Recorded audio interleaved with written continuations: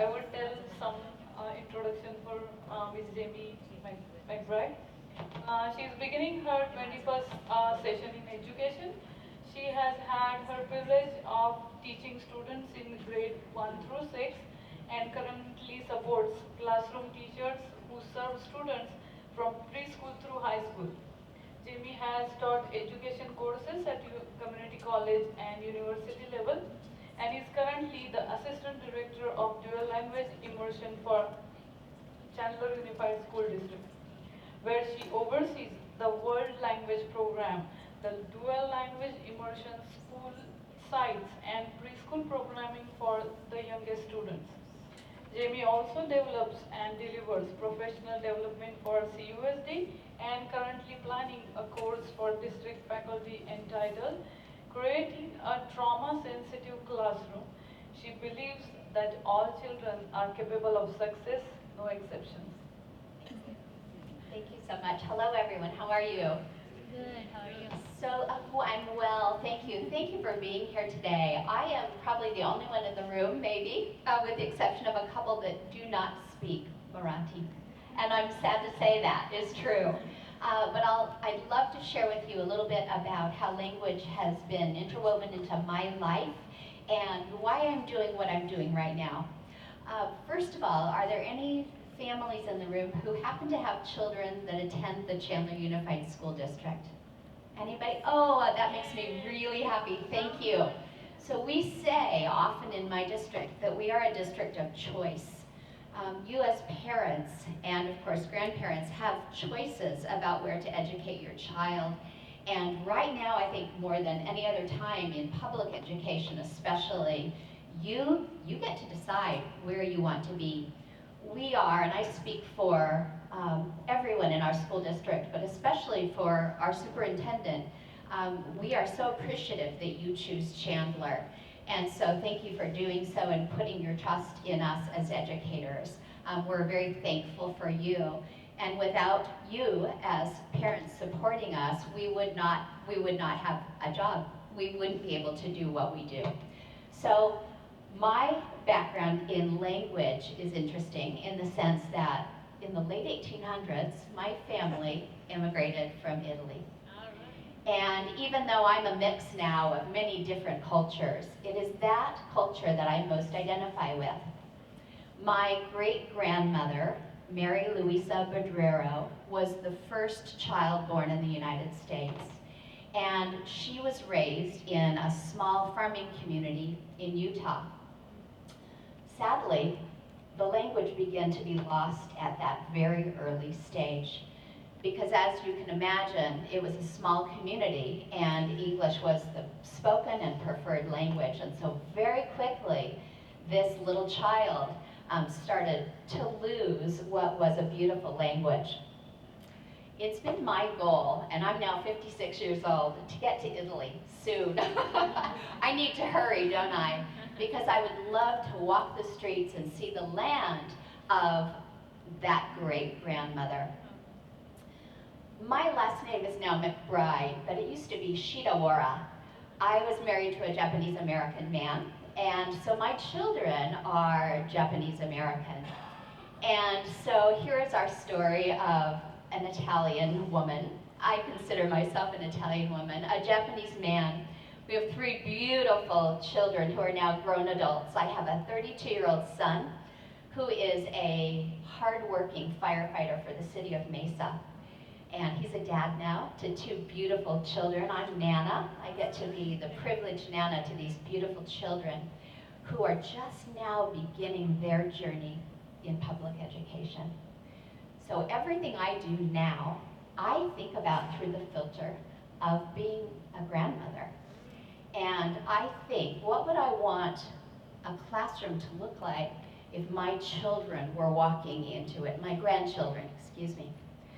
One of the most important things to me is a warm and welcoming environment, but it is being with a teacher who values learning, and learning includes valuing language, in my opinion.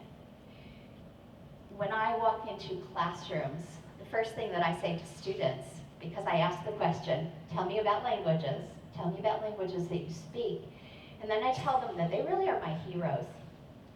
Because any child who chooses to pursue a language, especially at a young age, is really my hero. And I wish that I had really that same opportunity and had embraced language in that same way. I'm going to tell you about some of our students and why they are so heroic. I'm privileged to be able to be called an assistant director of dual language immersion. In a few moments, I'd like to tell you a story about a couple of our school sites who are indeed immersing children in language. I came to this position by a long route. My 21 years in education have been filled with language, but in the other direction. I have supported children who were learning English as a second language. So for 20 plus years, I have worked in the field of English as a second language. And talk about heroes. Children who walk into kindergarten or first grade and don't yet know English, which is the language of the school that they're attending. They have to learn to become English language proficient and to access the academics. And then many of them choose to continue on going back to becoming academically proficient in their first language. So it's a journey, and those children truly are heroes.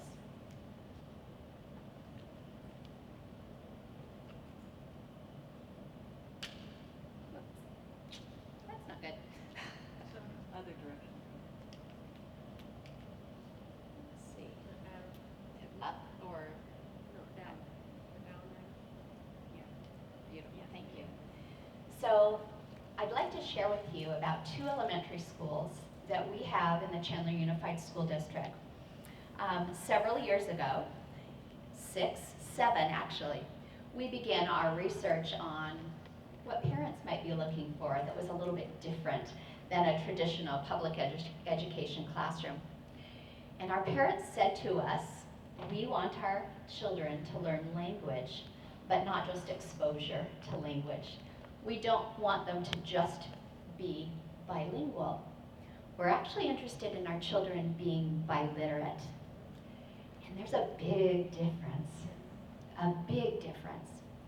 So when I walk into classrooms, one of the first things that I say to students that are in a language classroom, what is the difference between being bilingual and being biliterate?